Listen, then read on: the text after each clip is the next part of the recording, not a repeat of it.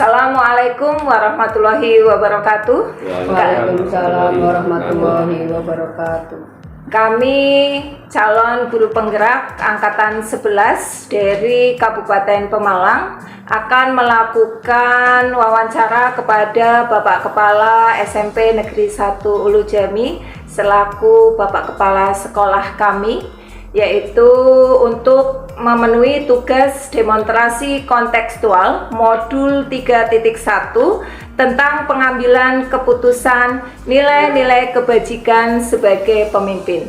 Saya memperkenalkan diri saya sendiri, yaitu Asi Yulistiarini. Samping saya Eli Herawati. Saya Andrika Ahmad Hanifuddin. Saya Nur Ihsan.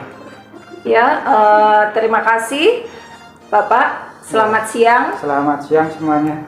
Ya, Bapak. Sehat ya, Bapak? Alhamdulillah sehat. Alhamdulillah sehat selalu. Bapak ini termasuk guru penggerak angkatan berapa, Pak? Angkatan 7, tapi pendidikannya angkatan 8. Iya, angkatan 8. Di sini kami akan mewawancarai Bapak terkait dengan pengambilan keputusan nilai-nilai kebajikan sebagai pemimpin. Jadi kami nanti mengajukan berbagai pertanyaan ya Bapak. Iya, siap. Ya, dan saya terima kasih Bapak sudah meluangkan waktunya buat kami. Di sini yang ingin saya tanyakan, yang pertama yaitu selama ini bagaimana Bapak dapat mengidentifikasi kasus-kasus yang merupakan dilema etika atau bujukan moral. Terima kasih, selamat datang semuanya untuk calon guru penggerak angkatan 11 dari SMP Negeri 1 Ulu Jami. Saya mengidentifikasi apakah itu dilema etika atau bujukan moral. Yang pertama yaitu kita lihat dari regulasi. Yang pertama regulasi, apakah itu bertentangan dengan regulasi atau tidak. Berarti kalau misalkan salah dengan benar, maka otomatis kita tidak dilema itu ya. Berarti yang salah kita tinggalkan. Nah, berarti karena salah. Yang kadang-kadang menjadi dilema atau itu adalah yang ketika benar sama benar. Jadi ketika itu ini benar, alasan ini benar, maka itu adalah dilema etika. Namun kalau misalkan ada sesuatu yang bertentangan baik dengan norma atau etika atau regulasi, berarti itu kan antara kita lihat dari regulasinya, maka kita harus melihat uji regulasi dulu. Kalau regulasinya tidak sesuai dengan regulasi, berarti itu salah, maka kita harus tinggalkan. Iya, putusannya itu harus kita tinggalkan. Termasuk etika. Apakah kita harus butuh media sosial untuk suatu hal? Itu berarti kita lihat etikanya. Ketika kita mengunggah ke media sosial, itu secara etika itu masuk atau enggak? Ya, berarti kita pakai itu. Kemudian termasuk yang sering terjadi adalah tekanan-tekanan yang harus kita putuskan. Yaitu yang kita kenal dengan bujukan moral. Artinya ada suatu kita dengan pihak-pihak tertentu yang kita harus putuskan.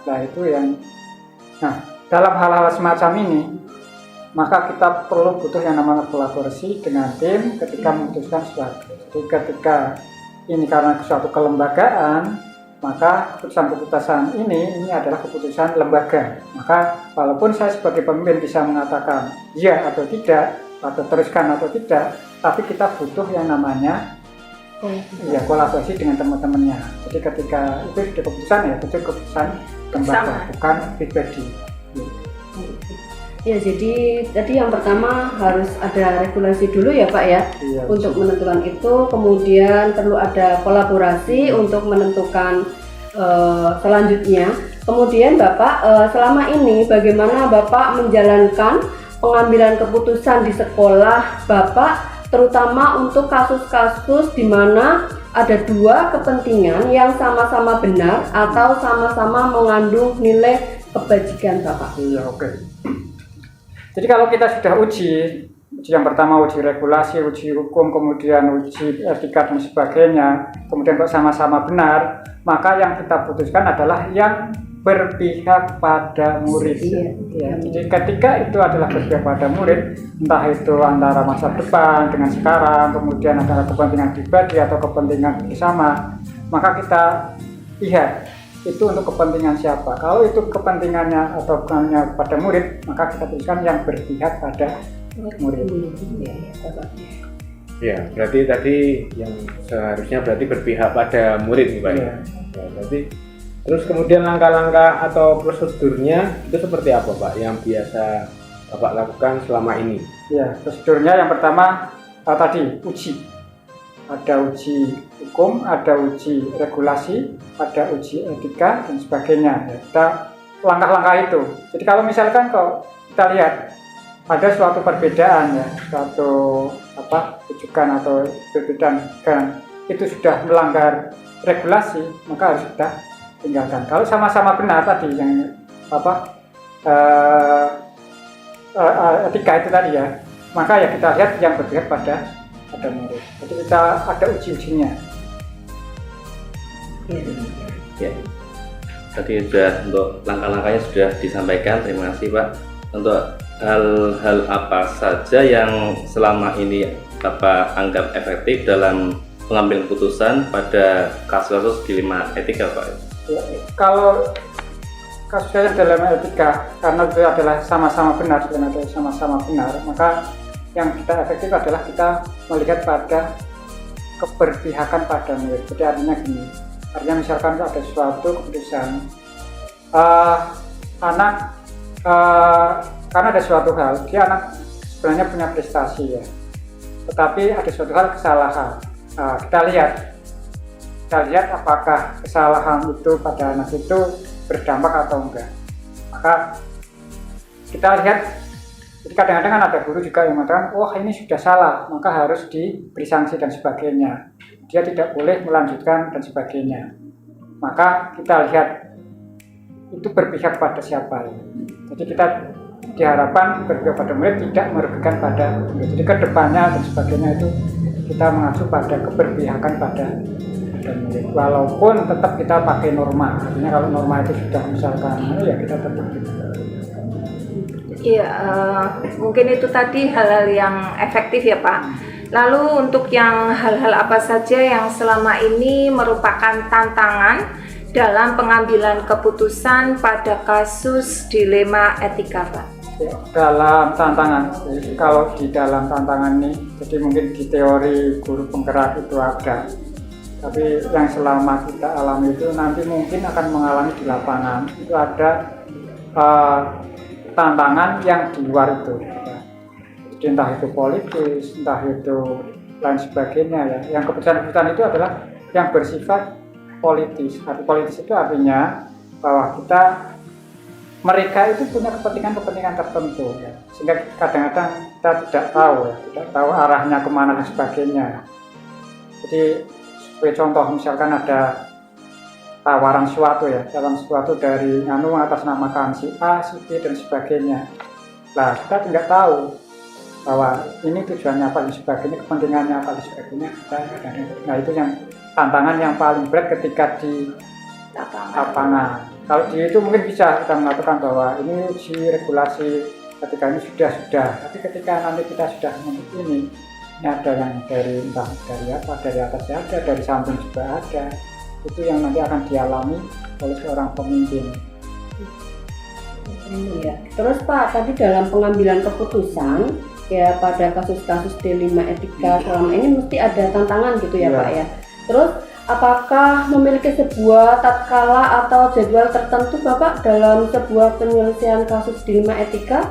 Apakah Bapak langsung menyelesaikan di tempat atau memilih sebuah jadwal untuk menyelesaikannya? Terus bentuk atau prosedur seperti apa yang akan Bapak jalankan? Iya, jadi untuk menyelesaikan kita berusaha yang pertama adalah pembentukan tim di tempat. Kemudian kita mengadakan mengidentifikasi tadi tentang permasalahan tadi. Kemudian kita bicarakan, kita tidak langsung vonis ini ya, enggak, tapi kita ada diskusi dan sebagainya. Kita pelajari ya permasalahannya. Kemudian dari permasalahan itu kita nanti setelah kita putuskan, kita kembali review lagi apakah keputusan itu sudah betul atau belum. Jadi kita masih. Kemudian yang ketiga adalah barangkali punya alternatif keputusan-keputusan yang lain yang mungkin akan lebih.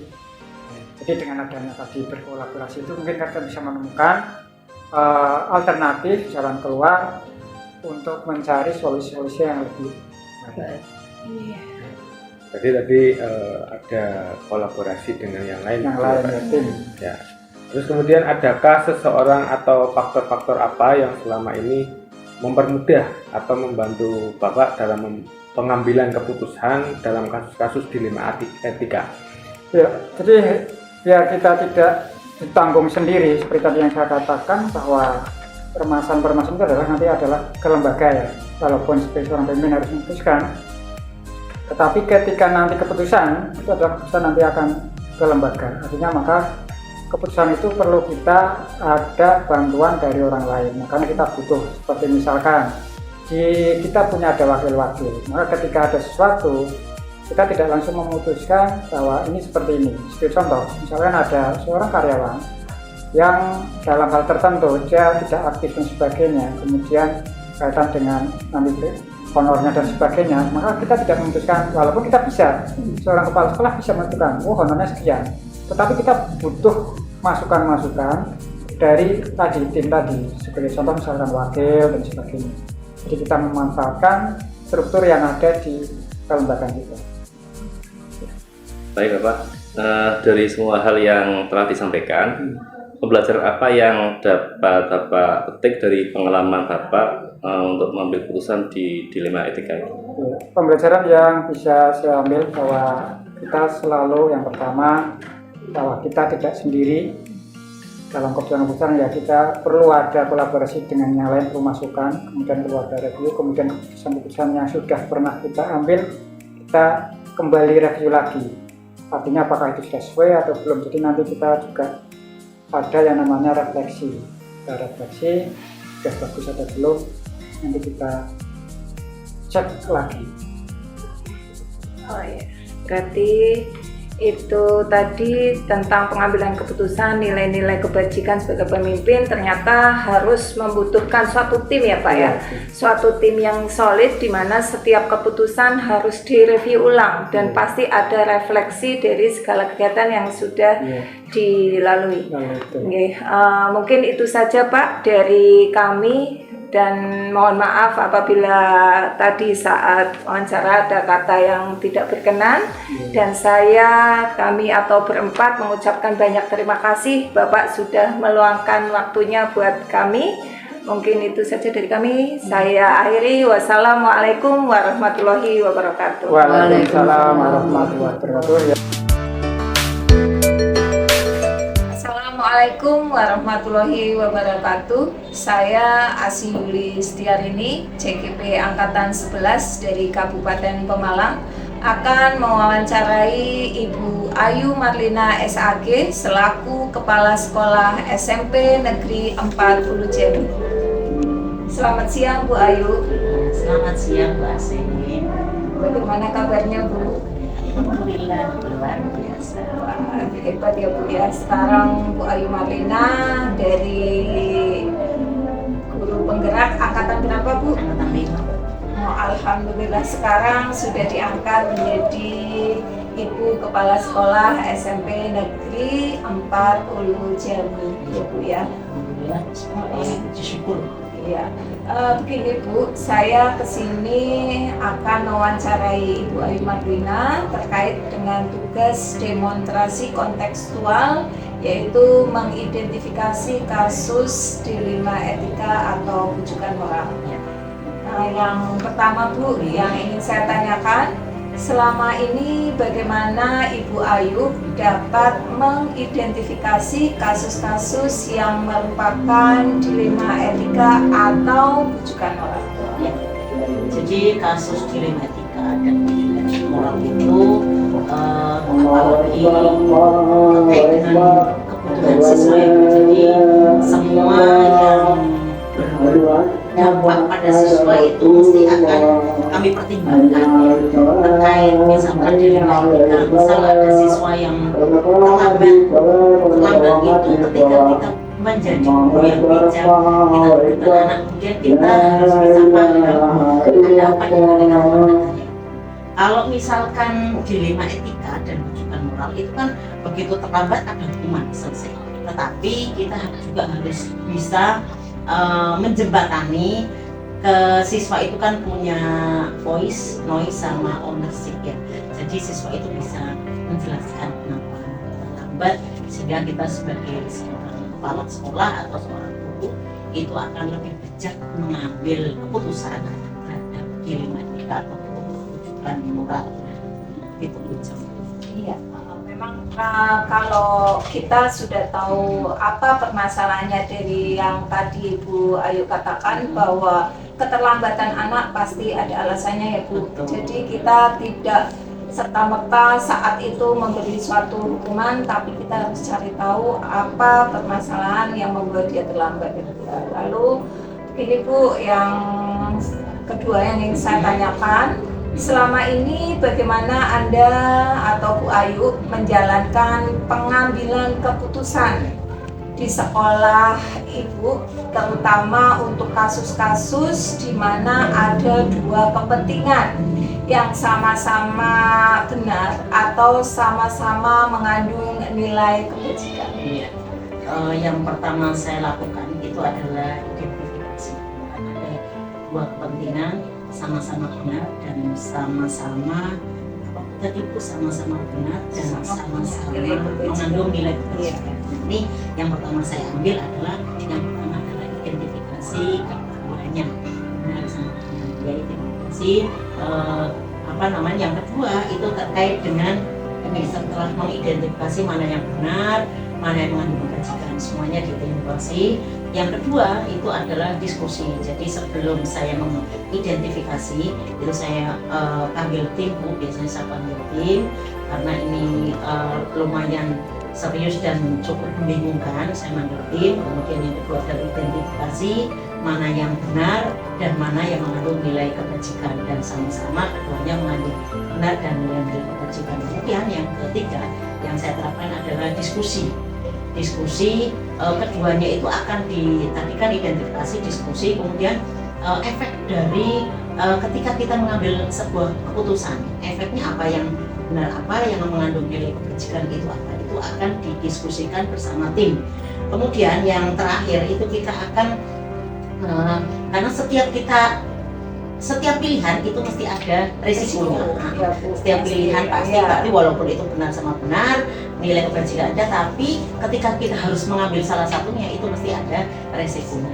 Nah, setelah kita ngambil di antara keduanya itu kita ambil dan kita timbang-timbang risikonya yang lebih ringan dan berdampak pada murid. Kemudian setelah itu kita ngambil keputusan. Setelah ngambil keputusan kita akan mengidentifikasi apa yang harus dilakukan terhadap keputusan itu. Dan terakhir kita akan melakukan evaluasi dari kebijakan yang kita. Berarti memang harus ada tim ya Bu ya di sini, biar kita istilahnya nanti bahwa segala keputusan itu pasti ada risikonya. Berarti lebih baik didiskusikan dengan tim ya. Lalu Bu, langkah-langkah atau prosedur seperti apa yang biasa Ibu lakukan selama ini? Ya. Yang pertama saya mengumpulkan informasi dari yang terkait ya, baik itu yang benar ataupun yang mengandung nilai kebajikan. Yang kemudian adalah identifikasi nilai-nilai yang bertentangan. Iya. Ada yang benar, ada yang salah. Identifikasi nilai-nilai yang bertentangan. Kemudian yang ketiga adalah mempertimbangkan dampak dari ketika saya mengambil keputusan untuk semua orang ataupun semua orang, lebih-lebih kepada siswa. Kemudian setelah seperti itu kita kembali mendiskusikan dengan tim. Karena segala sesuatu kalau kita ambil kebijakannya sendiri dibandingkan dengan tim itu resikonya akan lebih ringan kalau kita diskusikan dulu. Karena kan pemikiran orang akan berbeda-beda, punya kekurangan, punya kelebihan, dan kita saling nambeli, saling melengkapi.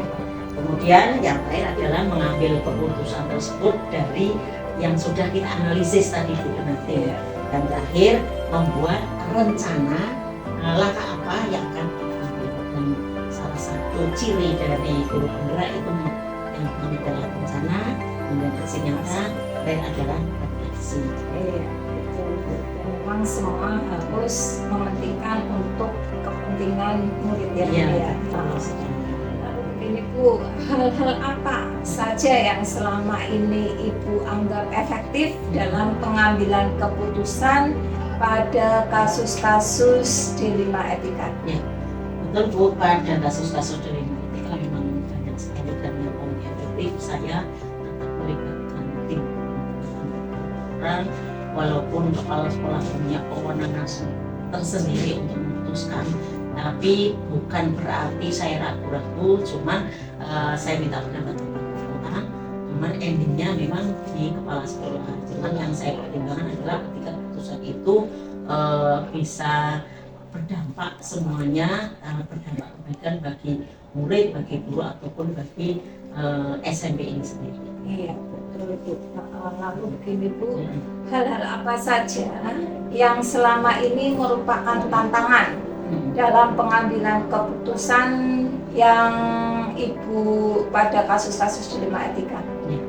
Kalau tantangannya Bu, tantangannya kalau kita misalkan kasusnya di dalam kemudian sudah diketahui dari orang luar, itu tantangannya adalah tekanan, tekanan baik itu tekanan dari, mohon maaf, ada LSM, ada wartawan, ada kadang-kadang orang tua, kadang-kadang guru, itu tekanan itu yang kadang-kadang membuat kita mengambil kebijakan harus tepat, dan itu tidak boleh gugup. Ketika kita mengambil kebijakan itu memang harus slow respon, walaupun slow respon, karena kenapa slow respon? Artinya kita mempertimbangkan mana-mana yang baik yang harus kita ambil dan mana-mana yang kemungkinan pengaruhnya jelek itu akan kita simpan. Memang seperti itu ya Bu. Biasanya tantangan itu ya memang tekanan dari beberapa pihak yang membuat kita itu kadang untuk mengambil suatu keputusan harus mempertimbangkan benar atau tidaknya dan berdampaknya bagaimana, kayak gitu ya Bu. Lalu begini Bu, apakah Ibu memiliki sebuah tata kala atau jadwal tertentu dalam sebuah penyelesaian kasus dilema etika? Apakah Ibu langsung menyelesaikan di tempat atau memiliki sebuah jadwal untuk menyelesaikannya? Bentuk atau prosedur seperti apa yang Ibu jalankan? Sebenarnya terkait dengan jadwal itu tidak ada, karena kasus itu kan Artinya datangnya tiba-tiba, kadang ya betul gitu ya. tidak terjadwal. Tidak Jadi terjadwal. memang ketika ada kasus kita rebukan, kalau untuk pengambilan keputusan langsung itu saya jarang, karena memang harus ya kita sebagai pimpinan ya, kalau apalagi kalau misalkan kasus itu mengandung emosi, itu kalau kita langsung mengambil keputusan itu takutnya keputusan itu ada berakibat fatal, dan itu hanya karena emosi saat. Nah memang harus di cooling down dulu, dipikir dulu supaya kita hatinya adem, kemudian kita akan menyelesaikan berikutnya. Tapi untuk jangka waktu memang sebisa mungkin kasus itu segera diselesaikan. Kalau berlarut-larut nanti kan menyusul kasus-kasus berikutnya. Ya, betul. Jadi di sini tidak ada tata kala lah ya, ataupun jadwal, karena memang kondisi sekolah kadang kita tidak tahu nanti ada permasalahan datang seperti itu ya Bu. Lalu Bu, adakah seseorang atau faktor-faktor apa yang selama ini mempermudah atau membantu Ibu dalam pengambilan keputusan dalam kasus-kasus dilema etika? Ya, yang jelas saya punya tim yang solid. Jadi sebelum ada apa-apa itu tahun ajaran baru, saya membentuk tim yang terdiri dari wakil kepala sekolah dan diimbangi dengan guru senior. Ini harapannya ketika ada kasus kita mengambil keputusan itu dengan bijak, karena kita melibatkan wakil dan melibatkan guru senior, itu yang jelas seperti itu. Berarti memang harus ada tim yang solid ya Bu ya. Lalu Bu, dari semua hal yang telah disampaikan, pembelajaran apa yang dapat Ibu petik dari pengalaman Ibu mengambil keputusan dilema etika?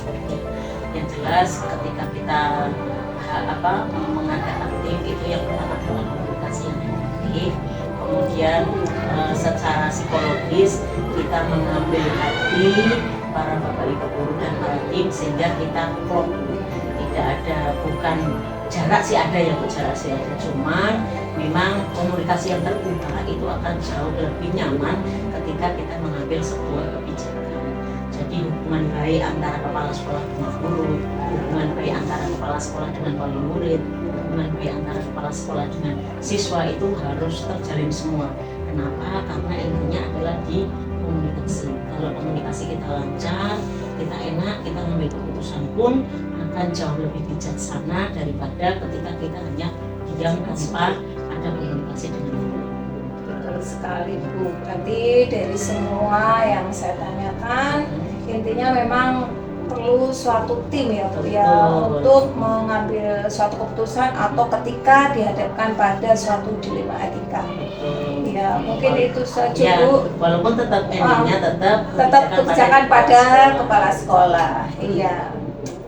Wah, banyak sekali ini Bu ilmu yang saya dapat, dan saya mengucapkan banyak terima kasih Bu Ayu mau meluangkan waktunya. Ya, mudah-mudahan dengan Ibu Ayu menjadi kepala sekolah di SMP 40 Jemi bisa istilahnya memajukan SMP 40 Jami dengan segala mungkin tadi kasus dilema etika bisa terselesaikan dengan kerja tim yang sangat solid. Ya, Bu. Amin ya Bu, amin. Ya, terima kasih dari saya. Mohon maaf apabila tadi mengganggu waktunya ya Bu. Saya ucapkan terima kasih. Wassalamualaikum warahmatullahi wabarakatuh. Waalaikumsalam warahmatullahi wabarakatuh. Ya.